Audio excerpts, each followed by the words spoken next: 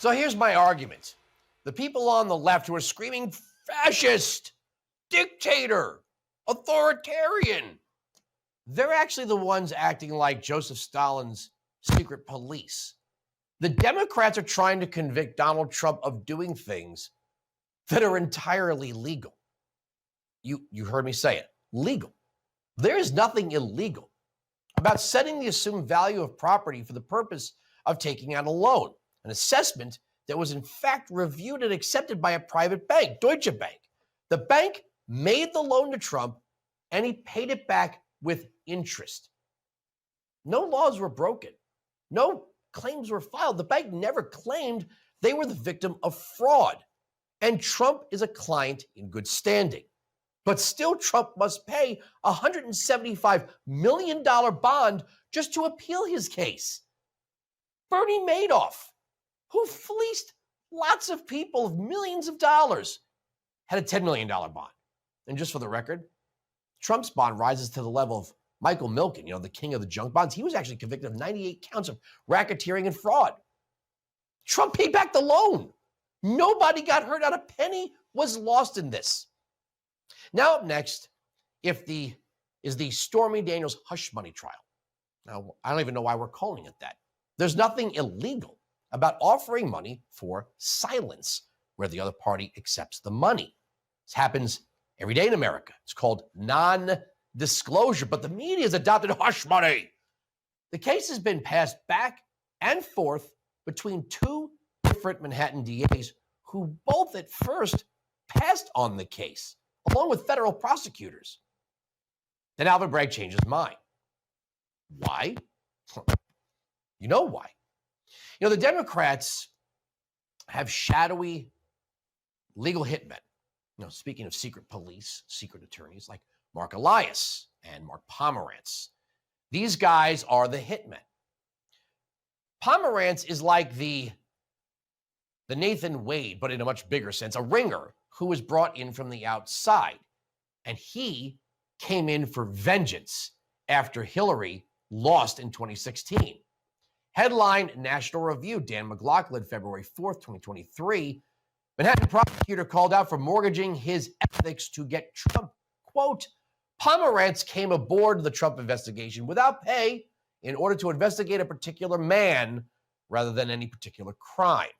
This led to the investigation perfectly tracking the warnings of Robert Jackson and Antonin Scalia about the hazards of special prosecutors with tunnel vision.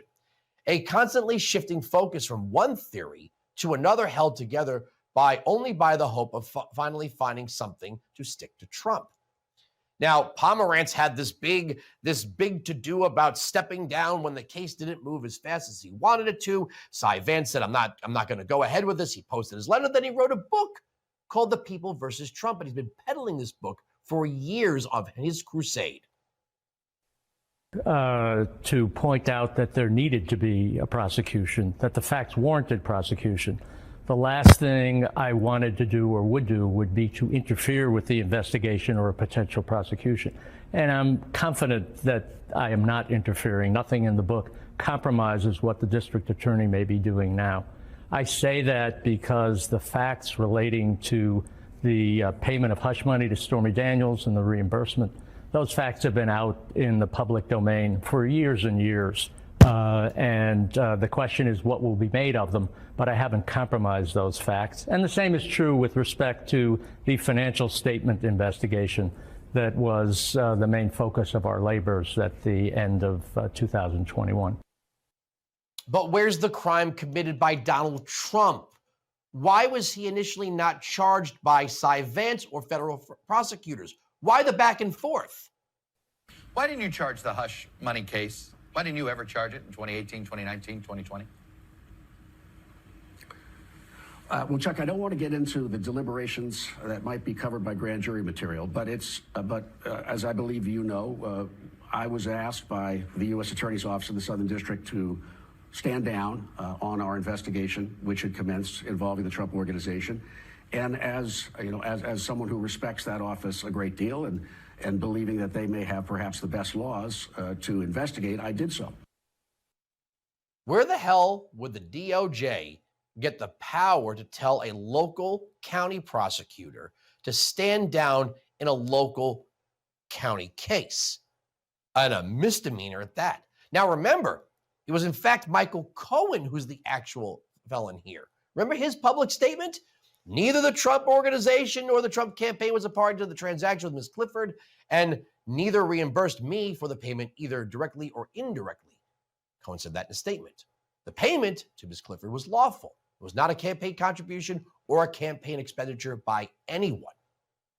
The Bragg indictment accuses Trump of violating a New York law that makes it a misdemeanor to falsify business records with intent to defraud.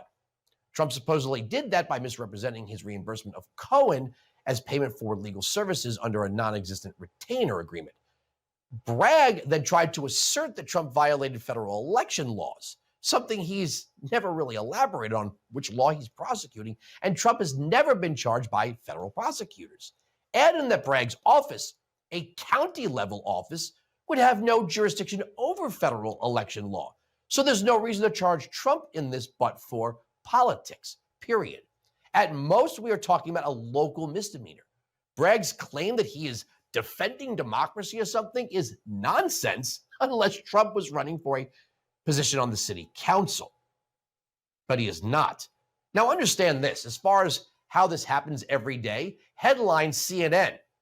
Congress paid out $17 million in settlements. Here's why we know so little about that money. Quote, where did the money for the settlement come from? Taxpayers. Once a settlement is reached, the money is not paid out of an individual lawmaker's office, but rather comes out of a special fund set up to handle this within the U.S. Treasury, meaning taxpayers are footing the bill.